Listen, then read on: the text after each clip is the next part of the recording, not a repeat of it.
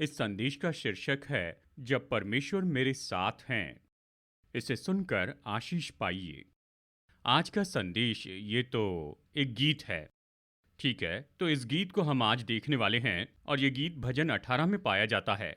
ये भजन है, ये तो दाऊद का भजन है और ये ऐसा भजन है जो लंबा भजन है। इसके अंदर कुल मिलाकर 50 वचन हैं और देखिए इससे हटकर केवल 3 भजन हैं जो कि इससे बड़ी हैं। यानी वो तो बड़े ऐसे भजन हैं। तो ये है भजन 18। अब दिलचस्प बात ये है कि ये भजन संहिता 18 ये तो दोहराया गया है दूसरा शमूएल अध्याय 22 में। ठीक है, यानी जब दाऊद जीवन के अंत में आ जाता है, यानी सारी विजय के बाद में, सारी कश्मकश के बाद, यानी उसका गिरना और उठना राजा के रूप में, और इसके बाद में यानी पलिश्तियों को हराना, दानों को हराना, वो फिर से यहाँ पर ये भजन लिखता है, इसे घोषित करता है। और ये तो ऐसा है, यानी ये संभव है कि उसने कम उम्र में ये भजन लिखा होगा, लेकिन फिर से चुनाव करता है कि इसे घोषित करे, इसे गाए, फिर से याद करें अपने जीवन के अंत में, यानी पीछे देखते हुए कि सारी मुश्किलें, और वो पीछे देख रहा था वो सारी विजय और वो सब, तो वो इस गीत को गाता है एक धन्यवाद के गीत के रूप में, और वो याद करता है परमेश्वर के उस छुटकारे को, याद करता है परमेश्वर की सुरक्षा को, याद करता है परमेश्वर की दया को। यानी इतने सारे साल में वो तो भागते रहा, यानी जान बचाकर भागा। हर एक दिन वो खतरा, हर दिन खतरे का सामना करता था। तो जीवन के अंत में आता है और ये भजन लिखता है। ये तो दिलचस्प है और ये एक एक वचन का अध्ययन तो नहीं है। तो यहाँ पर कुछ वचनों को हम यहाँ पर देखेंगे एक एक वचन करके, और फिर कुछ भागों का सारांश देखेंगे। लेकिन ऐसे बहुत से पाठ हैं जो हम सीख सकते हैं, यानी इनमें से हर एक, अगर हम इसे हर एक भाग में विभाजित कर ले तो फिर ये, यानी ऐसे पाठ हम सीख सकते हैं, कुछ सच्चाई का उपयोग कर सकते हैं। तो देखिए, अगर परमेश्वर आपको प्रेरणा देते, आपके दिल से बात करते, कहेंगे कि सुनो तुम्हें इसमें कदम बढ़ाना है, या ये ऐसा कुछ है जिसे जीवन में उपयोग करते जाना है, बस आगे बढ़कर इसे करना है और इसके बारे में निर्णय लेना है, कहना है हाँ प्रभु मैं चाहता हूँ कि मैं इसमें कदम बढ़ाऊँ। ठीक है, ठीक है। तो हम वचन 1 से शुरू नहीं करेंगे, लेकिन हम यहाँ पर इस विवरण को देख रहे हैं। यहाँ पर ये जो शीर्षक है, और अगर आप अपनी बाइबल में भजन 18 देखें तो यहाँ पर इसका विवरण दिया है। कहता है प्रधान बजाने वाले के लिए यहोवा के दास दाऊद का गीत, जिसके वचन उसने यहोवा के लिए उस समय गाए जब यहोवा ने उसको उसके सारे शत्रुओं के हाथ से और शाऊल के हाथ से बचाया था। उसने कहा, तो इस तरह से ये भजन शुरू होता है। और देखिए, यानी उसने इन शब्दों में कहा, और मुझे याद है ऐसी ही जगह पर देखिए दूसरा शमूएल में फुटनोट पे लिखा है रैप, विवरण का चिन्ह है, यानी उसने अपने प्रभु के लिए ये गीत वहाँ पर गाया था। तो ये चाहे रैप हो या मेलोडी हो, ये बहुत अच्छा गीत है। ठीक है, तो चलिए अब चलते हैं वचन 4 में, वचन 4 से 6 तक। ये परिस्थितियों के बारे में बताता है, कुछ बातें जिनमें से वो होकर गया। ठीक है, भजन संहिता 18 वचन 4। तो तैयार है?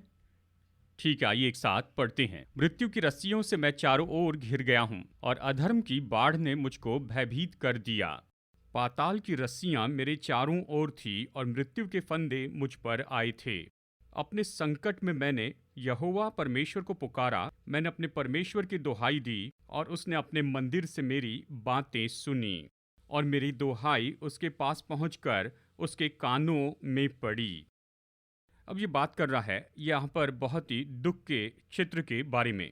हाँ, मृत्यु की रस्सियों ने मुझे घेर लिया। मैं जहाँ भी देखता हूँ मृत्यु की रस्सियाँ हैं। रस्सियाँ मतलब अचानक दर्द या पीड़ादायी भावना। मृत्यु की रस्सियाँ, पाताल की रस्सियाँ या दुख। पाताल मृत्यु की जगह है, नरक है वो। पाताल के दुखों ने मुझे घेर लिया, इसका मतलब है कि वो निराश था, अपने जीवन के लिए परेशान था, इसने उसे घेर लिया था। ये जहां भी देखता, आशा करता हूं कि जब ये खिड़की मैं खोलूंगा ये तो सच में मुझे कुछ अच्छा दिखाएगी, लेकिन जब वो उसे खोलता है तो फिर से वही व्याकुलता। मैं आशा करता हूँ मैं ये करूँ, यानी मैं इस रेस्टोरेंट में जाकर ये भोजन करूँ, आशा करता हूँ ये कुछ बदल देगा। नहीं, लेकिन फिर से व्याकुलता है। मैं आशा करता हूँ कि ये व्यक्ति उसे बदल देगा, जिस व्यक्ति से मैं मिल रहा हूँ ये व्यक्ति जो मेरे मित्र हैं, आशा है कि वो ये सब बदलेंगे। नहीं, नहीं, मैं मृत्यु की रस्सियों से घिर गया हूँ।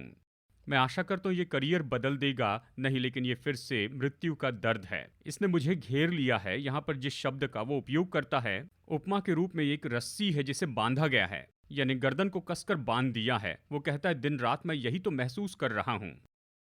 ठीक है, व्याकुलता, मृत्यु की धमकी। हम जानते हैं वो अपने जीवन के लिए लड़ रहा था। हम जानते हैं उसके शत्रु थे। वो अपनी हर एक उत्तम कोशिश कर रहा था। उसने राजा शाऊल की सेवा की और राजा शाऊल उसे मार देना चाहता था क्योंकि वो खुद को असुरक्षित महसूस कर रहा था। हाँ, उसने बहुत अच्छी कोशिश की। उसने, यहाँ तक कि बाइबल कहती है कि वो बुद्धिमानी से चला, सचेत होकर बुद्धिमानी से व्यवहार किया राजा के भवन में, और उसने और ज्यादा बुद्धिमानी से काम किया। लेकिन शाऊल उसके पीछे पड़ा था।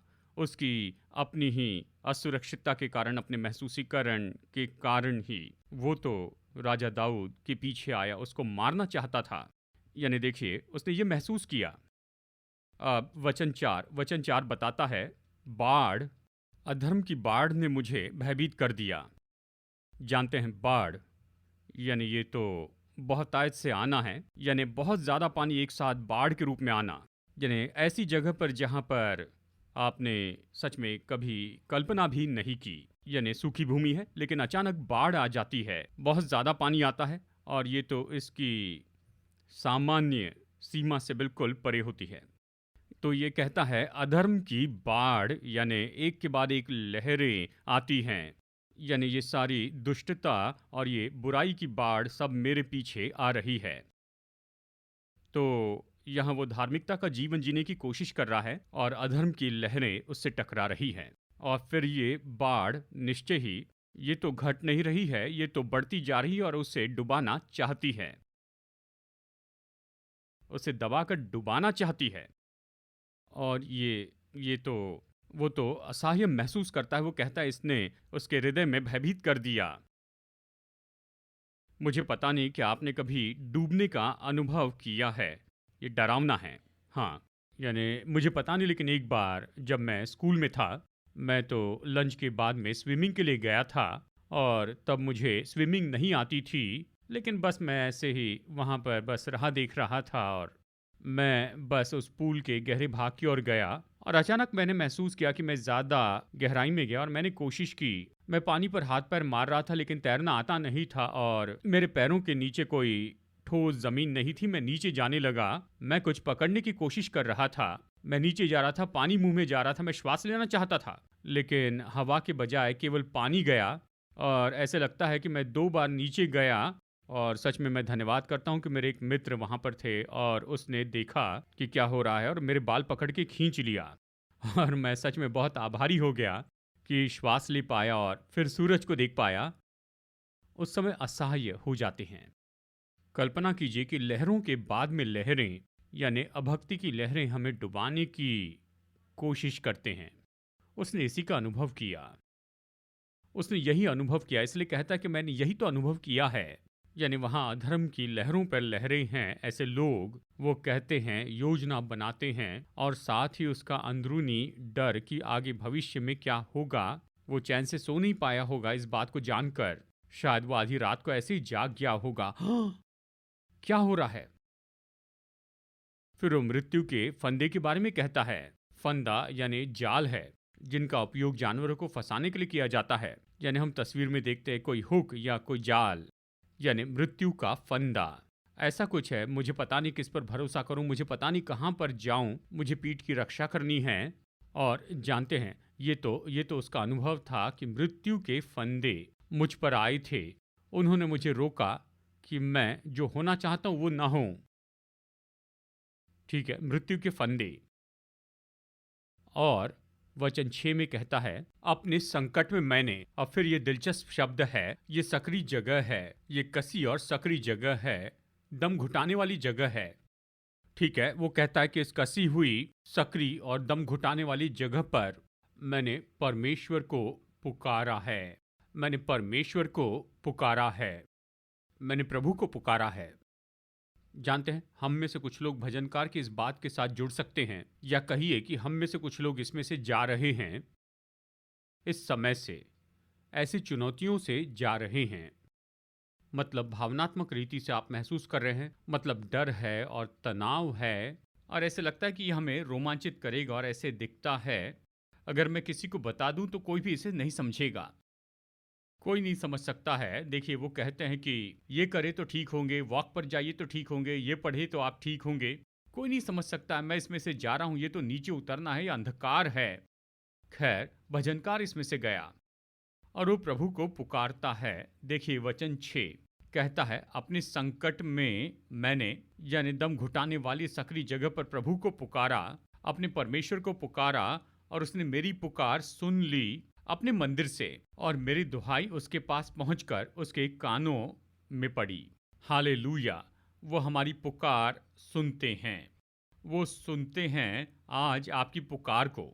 अगर आप उस कसी हुई दम घुटाने की जगह पर हैं, अगर आप ऐसी जगह पर हैं जहां बाढ़ आपको बहाकर डुबाना चाहती हैं, वो आपकी पुकार सुनते हैं।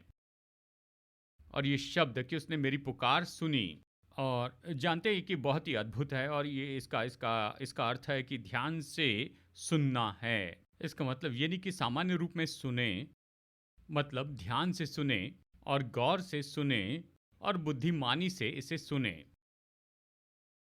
तो हमारे प्रभु परमेश्वर हमारी सुनते हैं, और ये कहता है वो सुनते हैं, और वचन 6, मेरी दुहाई उसके पास पहुंचकर उसके कानों में पड़ी। अब देखिए, बस ये कहना कि प्रभु ये सुनते हैं, यानी प्रभु तो हमारी सुनते हैं, तो हिम्मत न हारें, उसमें न फंसें, उसमें न जाएं। देखिए, इस समय में ये बहुत ही आसान है कि लोगों की सलाह मानते जाए, पर मैं आपसे यही कहूंगा, मैं हिम्मत हार रहा हूं, मैं जिंदगी खत्म करना चाहता हूं। पर प्रभु सुनते हैं। सच्चाई तो यह है कि जब वो सुनते हैं, वो कुछ करना चाहते हैं इसके बारे में। ये ऐसा नहीं कि वो सुनते हैं और फिर उसके बाद में इसे अनदेखा कर देते हैं और इसे ऐसे ही छोड़ नहीं देंगे, लेकिन वो तो इसके बारे में कुछ ना कुछ करेंगे। शायद परमेश्वर हमारा मार्गदर्शन करे, हम में से कुछ का, कि उस दर्द को क्रियाशील करे, उस डर को किसी और के साथ में, शायद किसी मसीह काउंसलर के साथ, ठीक है, यानी उस दर्द के बारे में बताए, उस पर चर्चा करे परमेश्वर की बुद्धि के साथ, ठीक है, प्रभु वचन के साथ। और शायद हम में से कुछ लोगों को ऐसा करना चाहिए, लेकिन हिम्मत ना हारे, ऐसे ही ना छोड़े।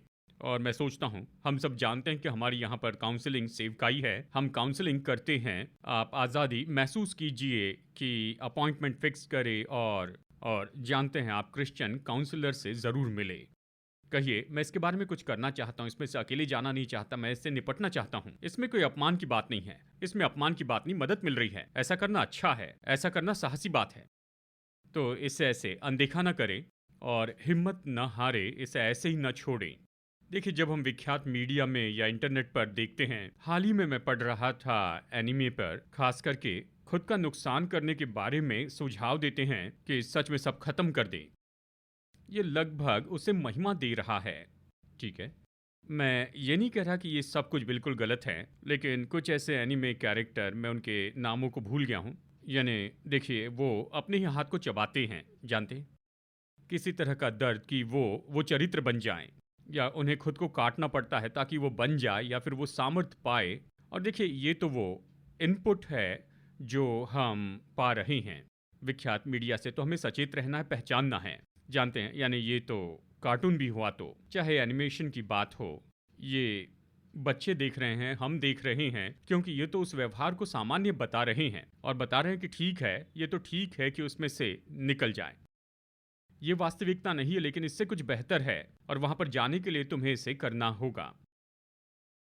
तो बस आपको ये बता रहा हूं कि हमें इसके बारे में परखना होगा, और हमें परखना होगा उन कंटेंट को जो ऑनलाइन पर है, परखना होगा। कोई भी सुझाव जो ये कहता है सब खत्म कर दो, ये परमेश्वर से नहीं। परमेश्वर कह रहे हैं, मैं सुन रहा हूं, मैं ध्यान से सुन रहा हूं, मकसद के साथ सुन रहा हूं। और वो इसीलिए सुन रहे हैं कि वो कुछ करना चाहते हैं, और हम ऐसे कुछ वचन देखेंगे जो ये बताते हैं कि वो क्या करते हैं, ठीक है। यानी तो फिर से चुनाव की बात, शायद आपको कुछ करने का निर्णय लेना होगा। अब हम जाएंगे वचन 1 में, और वचन 1 से 3 तक पढ़ेंगे, ठीक है, तो आइए वचन 1 से पढ़ते हैं। वचन 1, भजन संहिता 18।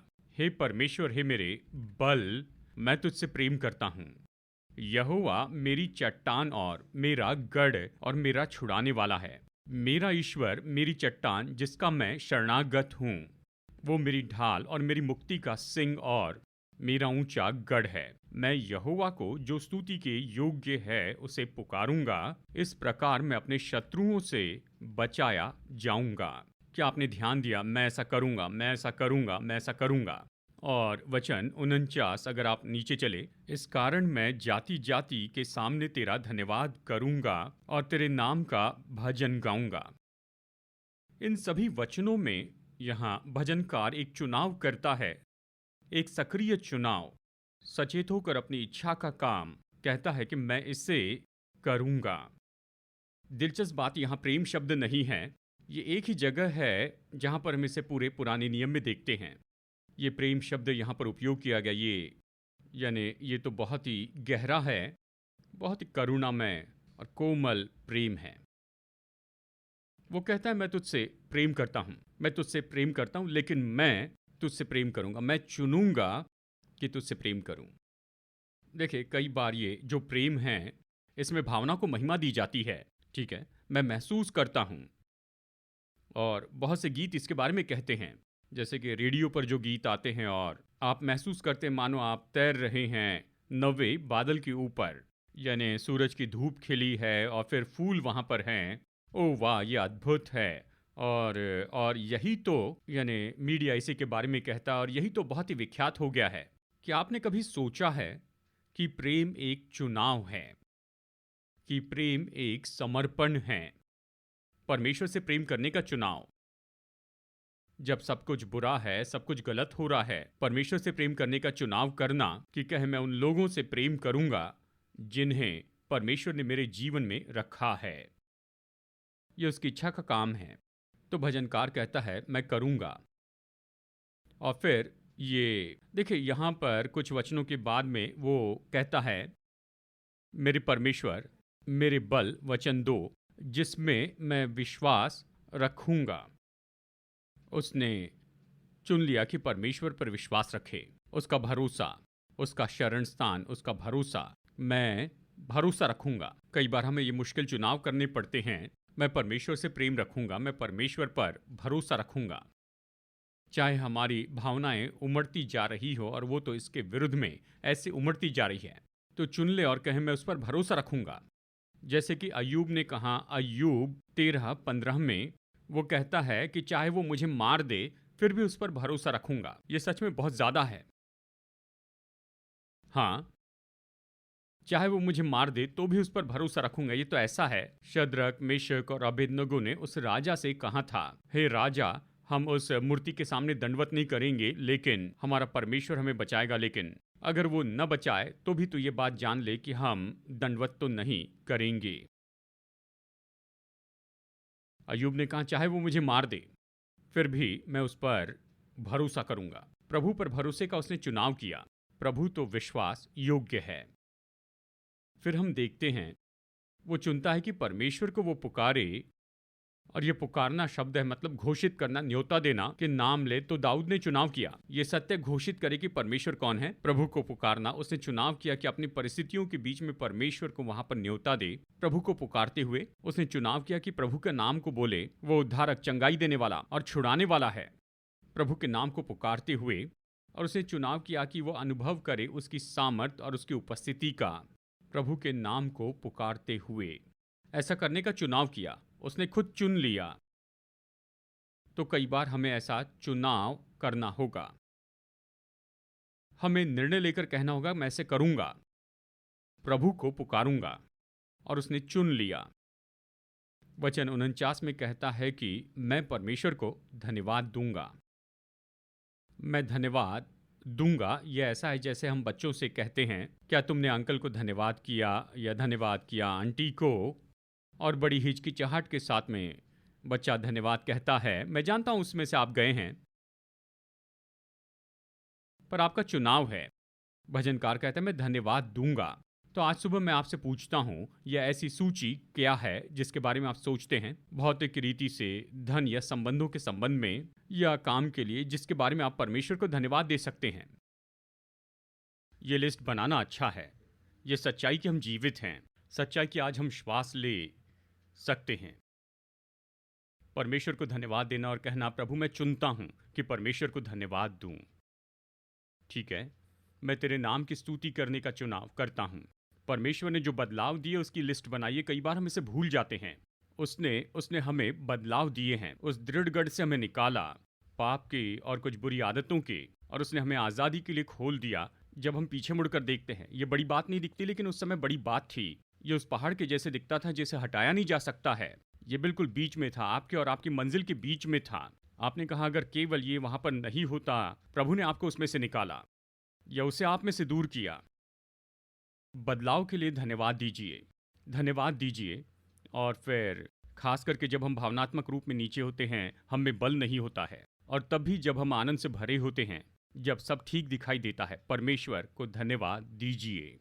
जैसे भजनकार करता है, परमेश्वर को धन्यवाद दे। उसे धन्यवाद देना चुन ले कि उससे प्रेम करना चुन ले, उस पर भरोसा रखना चुन ले, उसके नाम को पुकारना चुन ले कि उसे धन्यवाद दे और परमेश्वर की स्तुति करते जाएं।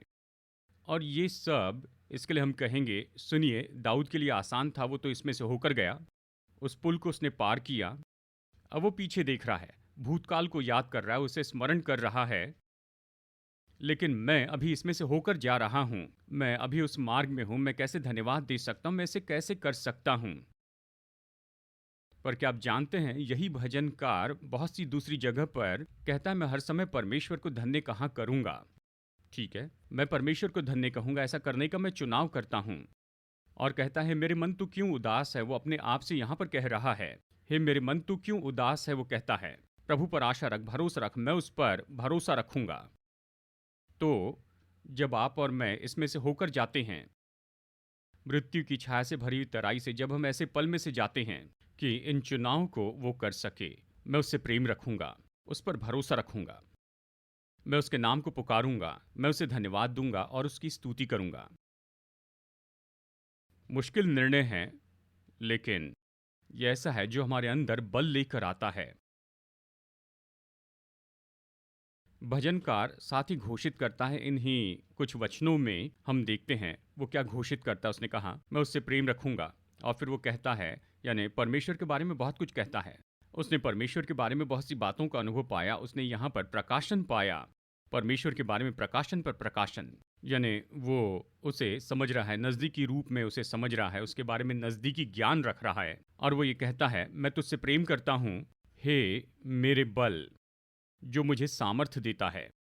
फिर वो कहता है, यहोवा मेरी चट्टान है। देखिए, ये कहता है, मेरा बल है, मेरी चट्टान, मेरा गढ़ है, मेरा छुड़ाने वाला। फिर से कहता है कि वो मेरा बल है, मेरी ढाल, मेरी मुक्ति का सिंह और मेरा ऊंचा गढ़ है। देखिए, व्यक्तिगत बना रहा है और कहता है ये मेरा है, ये किसी और की नहीं, लेकिन ये तो मेरी गवाही है, मैंने यही तो अनुभव किया है।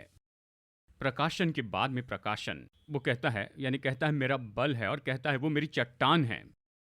मुझे पता नहीं क्या, यानी यानी यहाँ यानी ये किस तरह की तस्वीर आपके मन में लेकर आता है जब वो कहता है मेरी चट्टान, यानी इसका हमारे लिए क्या अर्थ होता है। ठीक है, शायद आप कहें कि चट्टान है, ये ऐसा क्या है जिस पर मैं चढ़ सकता हूँ, या ऐसा है जो मजबूत है, ठीक है, जो हिलाया नहीं जा सकता। क्या भजनकार इसी के बारे में कह रहा है? लेकिन वो व्यक्ति जो ऐसे प्रांत में रहता था, उन दिनों में चट्टान का बड़ा अर्थ होता था। ये ऐसी जगह थी जहां पर छाया मिल सकती है सूरज से, सूरज की तपती गर्मी से। मुझे याद है, मैं दोस्त के खेत में गया था बहुत साल पहले स्कूल में, और ख़ास करके जब जूते निकाल कर घर में आ जाते हैं तो हमने वैसे ही किया।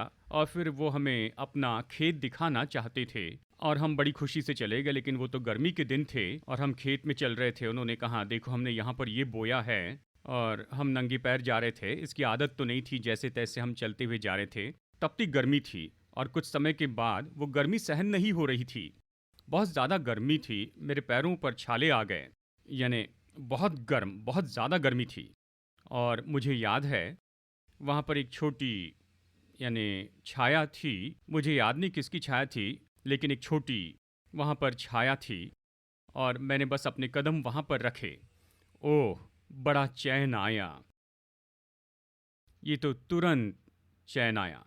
बस थोड़ी-सी छाया थी, पर बहुत अनमोल थी, बहुत कीमती थी, तपती गर्मी में। और भजनकार कहता है कि प्रभु मेरी चट्टान है, यानी वो मेरी छाया है। उस गर्मी में वो मेरी छाया है जहाँ पर मैं तरोताज़ा होता हूँ। मेरा बल नया होता है। मैं चैन से भर जाता हूँ, क्योंकि प्रभु मेरी छाया है। चट्टान का मतलब छाया। चट्टान का मतलब है सुरक्षित जगह। देखिए, चट्टान की दरार में जहाँ आप छिपते हैं, अपने शत्रु से जहाँ आप छिपते हैं, दूसरे खतरे से, शायद जानवरों से भी, चट्टान की दरार में। चट्टान का ये भी अर्थ है कि एक मजबूत ऐसी जगह, पैर रखने की मजबूत जगह। भजन 40 में कहता है कि प्रभु ने उसे दलदल की कीच से निकाला और उसके पैरों को चट्टान पर स्थिर करके रख दिया।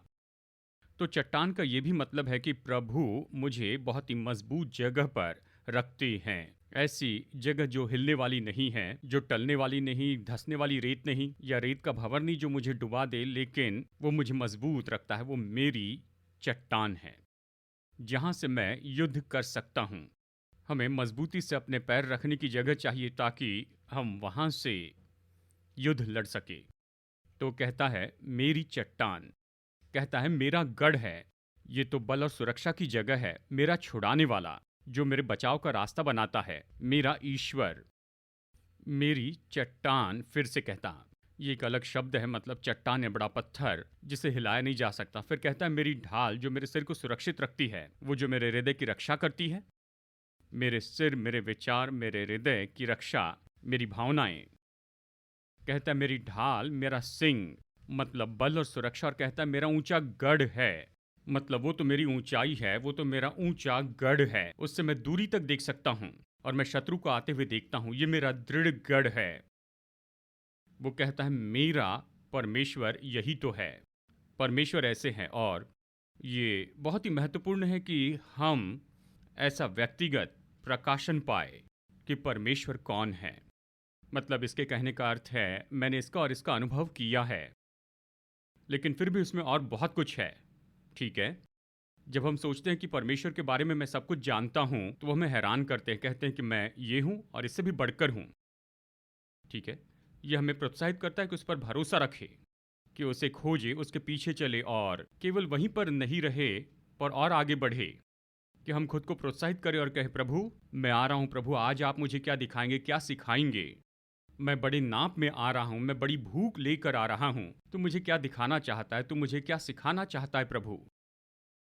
और निश्चय हमारे पास में प्रकाशन की ऐसी लाइब्रेरी होनी चाहिए हमारे भीतरी मनुष्यत्व में, क्योंकि यही तो हमारा बल है। सच में ये हमारा हथियार है। जब शत्रु बाढ़ के जैसे हमारे विरुद्ध में आता है, यही तो हमारे अंदर विश्वास उत्पन्न करता है। ये प्रकाशन की लाइब्रेरी की परमेश्वर तू ये है और तू इससे भी बढ़कर प्रभु आपसे बात करते हैं। कुछ प्रकाशन जो आपके हृदय से बात करते हैं, जानते हैं आप उसे बयान नहीं कर सकते हैं, लेकिन आप जानते हैं, आप जानते हैं कि आप जानते हैं कि आप जानते हैं। आप हिलाए नहीं जाएंगे, आप जानते हैं कि परमेश्वर ये है और उस क्षेत्र में कोई आपको छू नहीं सकता है ना।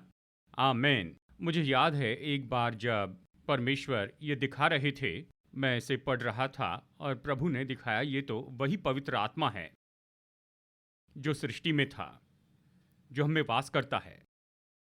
उस रात मैं सो नहीं पाया, मैं इतना उत्साहित था। ओ परमेश्वर, आप तो वहां पर थे जब सब कुछ सुनसान और बेडोल था, वीरान था, और आप गहरे जल के ऊपर थे और आपने सब कुछ कहा और पवित्र आत्मा आपने कहा और सब कुछ अस्तित्व में आया। आपने ये सब कुछ बनाया है और सामर्थ्य, और आप पूरे इतिहास में बने रहे। आप भविष्यवक्ताओं के ऊपर आया, प्रेरितों के काम 2 में वहां पर थे और आपने ये सब कुछ किया और आप मुझ में वास करते हैं। उस रात मैं सो नहीं पाया और मैं निश्चय ही जानता हूं जब हम आसपास देखते हैं, यानी हम 300-400 लोग जो यहाँ पर हैं, हम निश्चय ही जानते हैं कि परमेश्वर ने हमें प्रकाशन के ऊपर प्रकाशन दिया, एक या दूसरी बात पर परमेश्वर का वो अनुग्रह और परमेश्वर की वो दया, और हमें इसमें बढ़ते जाना है और ये हमारे अंदर गहरी जड़ पकड़ती चली जाए कि हमें बल दे कि हम अपने युद्ध में आगे बढ़ते जाए। देखिए, ऐसे समय में जब सब अंधकार में दिखता है, और देखिए परमेश्वर वही है जो वो कहते हैं कि मैं हूँ।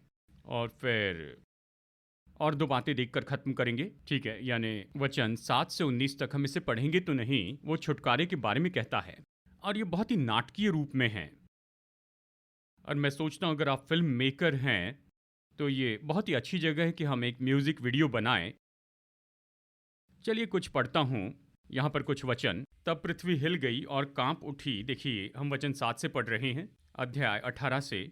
और पहाड़ों की नींव कंपित होकर हिल गई, क्योंकि वह अति क्रोधित हुआ। उसके नथनों से धुआं निकला और उसके मुंह से आग निकलकर भस्म करने लगी, जिससे कोयले दहक उठे। वो स्वर्ग को नीचे झुकाकर उतर आया और उसके पांव तले घोर अंधकार था। वो करूब पर सवार होकर उड़ा, वरन पवन के पंखों पर सवारी करके वेग से उड़ा। उसने अंधियारे को अपने छिपने का स्थान और आकाश की काली घटाओं को मंडप बनाया। वाह! और ये बताता है कि परमेश्वर दाऊद के लिए किस तरह से आए थे। प्रभु का छुटकारा आया था। ये बहुत ही नाटकीय है। वचन 17 कहता है, उसने मेरे बलवान शत्रु से मुझे छुड़ाया है। और छुड़ाया शब्द का अर्थ है मुझे निकाल लिया, मुझे छीन लिया मेरे शत्रु से। वचन 18 देखिए, माफ कीजिए, वचन 19, उसने मुझे निकाल कर चौड़े स्थान में पहुंचाया। उसने मुझको छुड़ाया क्योंकि वो मुझसे प्रसन्न था। वो हमसे इतना प्रसन्न होते हैं कि हमें छुड़ाते हैं। जब हम कहते हैं कि मुझे छुटकारे की ज़रूरत है, मुझे इससे छुटकारा चाहिए, वो तो छुड़ाने वाला है। अब देखिए, वो यहाँ पर देखता है वचन 8 में, उसके नथनों से धुआं निकला और उसके मुंह से आग निकलकर भस्म करने लगी। ये बताता है, देखिए ये तो विवरण है परमेश्वर के क्रोध का। और इस तरह से बताया गया कि उसके नथनों में से धुआं निकला, उसने ये क्रोध महसूस किया। और ये क्रोध क्या था? क्यों क्रोधित था? वो इसीलिए क्रोधित था क्योंकि जिससे वो प्रसन्न था उसके ऊपर जो सताव था, तकलीफें थी, उसके कारण क्रोधित हुआ। अगर आप अंधकार के समय में से जाते हैं, आप सोचते हैं मुझे कोई नहीं समझता, ना मेरी कोई सुनता है। हाँ, परमेश्वर सुनते हैं और वो इसके लिए क्रोधित होते हैं। वो क्रोधित होते हैं, वो ये धार्मिकता का क्रोध महसूस करते हैं क्योंकि वो कुछ करना चाहते हैं। वो नहीं चाहते कि हम इसी में बने रहें, कि उस तरह के बंधन में ही बंधे रहें। वो हमें छुड़ाना चाहते हैं, वो हमें छीन लेते हैं, ले लेते हैं, हमें सुरक्षित जगह पहुंचाते हैं। और वो हमारे लिए करना चाहते हैं क्योंकि वो हमसे प्रसन्न होते हैं, खुश होते हैं। हमारे परमेश्वर यही तो हैं। वो हमसे प्रसन्न होते हैं और वो हमें छुटकारे की जगह पर लेकर आते हैं।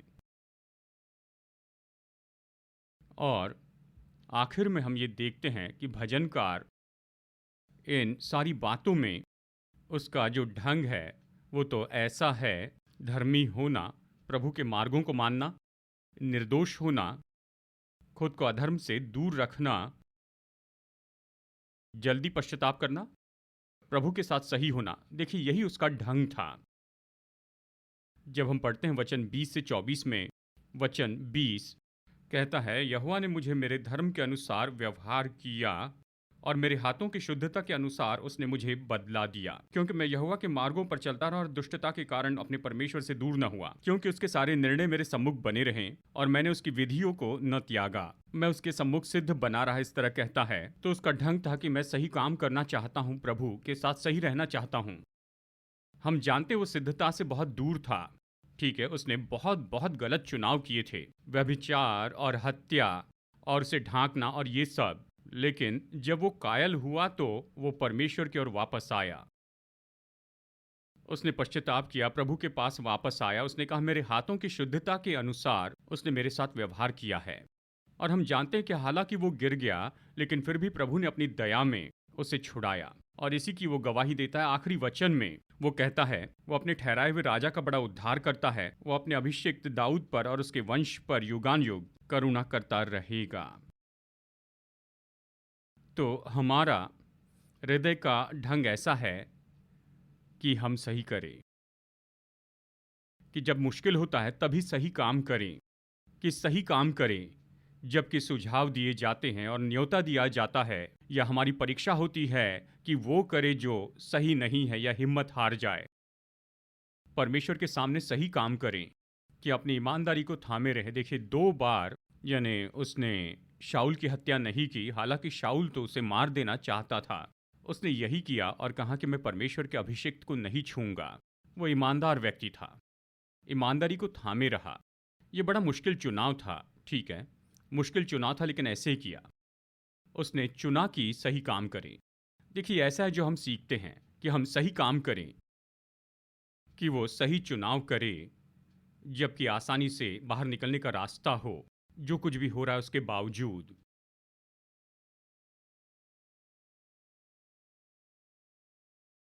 तो फिर हम आते हैं आखिरी वचन पर। देखिए ये ऐसा वचन है, लेकिन और भी बहुत कुछ है जो भजनकार परमेश्वर के बारे में कहता है और उसके बारे में विवरण देता है। और मैं प्रोत्साहित करता हूं कि हम इसे पढ़ें और आप इस हफ्ते इसके ऊपर विचार करें। लेकिन अब गौर करते हैं, वचन 29 में वो कहता है, तेरी सहायता से मैं सेना पर धावा करता हूं। अपने परमेश्वर की सहायता से मैं शहरपनाह को लांघ जाता हूं। दूसरे शब्दों में कहता है, जब परमेश्वर मेरे साथ है तो मैं कर सकता हूं। जब परमेश्वर मेरे साथ है मैं कर सकता हूं। अगर आप एक लिस्ट बना ले कि मैं क्या नहीं कर सकता और क्या कर सकता हूं, तो जरा सोचिए इस सूची में कौन सी बड़ी सूची होगी। ठीक है, मैं नहीं कर सकता और कर सकता।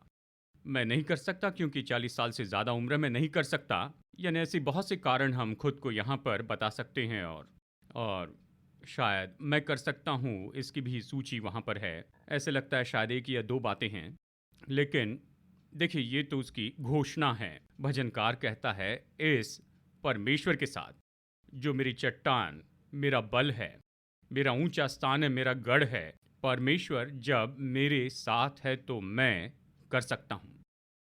मैं कर सकता हूँ। अधर्म की जो बाढ़ है वो परमेश्वर मेरे साथ है तो मैं कर सकता हूँ।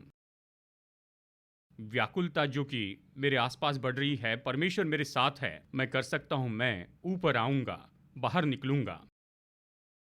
जब परमेश्वर मेरे साथ है तो मैं शहरपनाह को लांघ जाता हूँ। जो भी रुकावटें वहाँ पर हो, मैं उसके ऊपर जयवंत हो सकता हूँ। खैर मेरे मनुष्य की समझ या बल के द्वारा नहीं, लेकिन जब परमेश्वर मेरे साथ है, जब ये परमेश्वर मेरे साथ है तो मैं कर सकता हूँ, कर सकता हूँ। तो आज मैं सच में आप सभी को प्रोत्साहित करना चाहता हूँ। जानते हैं इस भजन से, जब परमेश्वर आपके साथ है तो आप कर सकते हैं।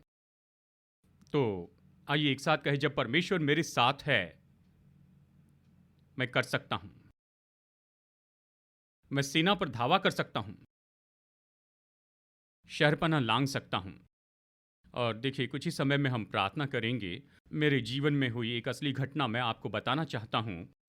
मैंने अपनी मैनेजमेंट पढ़ाई ख़त्म की थी और यानी ख़त्म होने वाली थी, लेकिन आखिरी एग्ज़ाम लिखनी थी और फर्स्ट सेमेस्टर से एक पेपर बाकी रह गया था। अकाउंट्स अरियर चौथे सेमेस्टर तक रहा। मुझे प्लेसमेंट मिल चुकी थी, कैंपस इंटरव्यू में मुझे प्लेसमेंट मिल चुकी थी और साथ ही मेरी मुलाकात हुई थी मेरी भविष्य की पत्नी से। हमने योजना बनाई और कहा ठीक है कि मैं 1 साल काम करूंगा फिर शादी करेंगे। ये योजना बना ली और सब कुछ इस एग्ज़ाम के ऊपर आधारित था। ठीक है, यानी एग्ज़ाम ख़त्म होगी, सारा टाइमलाइन सेट था। अगर क्लियर नहीं हुए तो फिर जो टाइमलाइन है वो चली जाती बहुत सी अलग दिशाओं में। लेकिन देखिए मैं सच में उससे ख़त्म करने की अपेक्षा कर रहा था और फिर ऐसा हुआ कि बस मैं स्टक हो गया किसी अकाउंट्स में और मैं एक प्रॉब्लम में फंस गया और मैंने लगभग 40 मिनट उसके ऊपर बिता दिए। और फिर 40 मिनट, और मैं जानता भी नहीं था, जब मैंने दीवार पर समय देखा 40 मिनट बाकी है, बाकी क्वेश्चंस बाकी है, कुछ ना कुछ करो, कम ऑन। देखिए मैंने खुद से बात कर रहा था, पसीना पसीना हो गया था, बड़ी कोशिश कर रहा था। मैंने कुछ किया और पेपर सबमिट किया और फिर मैं बहुत ही निराश होकर वहाँ पर चलने लगा। मैंने कहा परमेश्वर यही सब खत्म हो गया, बस यही खत्म हो गया। ये तो कम से कम अंत की शुरुआत है। यानी मैंने ये क्या किया, मेरे पास इतना समय था, 4 सेमेस्टर ये कहाँ पर चले गए। और फिर रिजल्ट्स आने वाले थे और मुझे याद है, यानी बस गहरे अंधकार के बादल में चल रहा था। ठीक है, सारे सॉन्ग्स माइनर की में थे। यानी सब कुछ अंधकार में, डल और पूरी निराशा में, कहीं पर कोई रोशनी नहीं थी, मैं देख नहीं पा रहा था, कोई आशा नहीं थी। और मैंने सोचा बस परमेश्वर ये खत्म हुआ। तो मैंने बस बाइबल के कुछ पन्ने पलटाए। मैं सोच रहा था, मुझे खाना भी नहीं लग रहा था, कोई भूख नहीं थी और किसी से बातचीत करना भी नहीं लग रहा था। और मैं बस बाइबल खोल रहा था और बस मैं इसे कॉमिक के जैसे पढ़ रहा था। ठीक है, उत्पत्ति में परमेश्वर ने सृष्टि की। ठीक है, अब्राहम के बारे में देखा, परमेश्वर अब्राहम के साथ था। ठीक है, फिर इसहाक के जीवन के बारे में देखा। और इस तरह से बस आगे देखते चला गया। परमेश्वर इन सब लोगों के साथ में था और वो बड़े मुश्किल समय में से होकर गए। ओ यूसुफ, वो तो सच में होकर गया, मानो नरक में से होकर गया और परमेश्वर उसके संग था।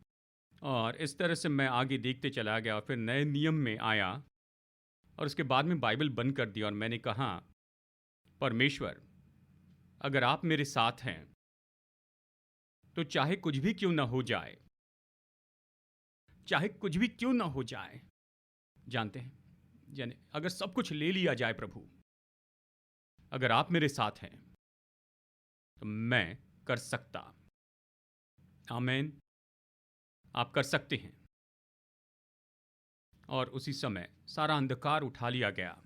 उसी पल मैंने परमेश्वर से कहा कि परमेश्वर अगर आप मेरे साथ हैं तो मैं कर सकता हूं।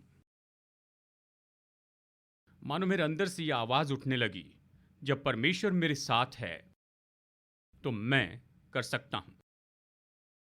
चाहे अधर्म की बाढ़ क्यों न आ जाए, चाहे मृत्यु की वो पीड़ा हो या शियोल का दुख हो, ओह जाल बिछे हैं, लेकिन परमेश्वर मेरे साथ है तो मैं कर सकता हूं। और फिर वो घोषित करता है, देखिए वचन 46 में, यहोवा परमेश्वर जीवित है, मेरी चट्टान धन्य है कहता है, और मेरे मुक्तिदाता परमेश्वर की बढ़ाई हो। परमेश्वर जीवित है, परमेश्वर जीवित है। और इस जीवित परमेश्वर के साथ जब वो आपके साथ है, आप कर सकते हैं, कर सकते हैं। फिर ये कहता है वचन 49 में, इस कारण मैं जाति जाति के सामने तेरा धन्यवाद करूंगा। और इस शब्द का अर्थ है कि देशों के सामने, और तेरे नाम का भजन गाऊंगा। मैं आपको याद दिलाना चाहता हूं, हमारे ये पॉइंट्स, प्रभु से प्रेम करने का चुनाव करे, उस पर भरोसा करने का चुनाव करे, चुनाव करे कि उसे खोजे और उसको पुकारे, चुनाव करे कि वो प्रकाशन बनाए, प्रकाशन की लाइब्रेरी बनाए। वो तो इतनी इच्छा रखते हैं कि हम पर वो खुद को प्रकट करें अपनी आत्मा के द्वारा।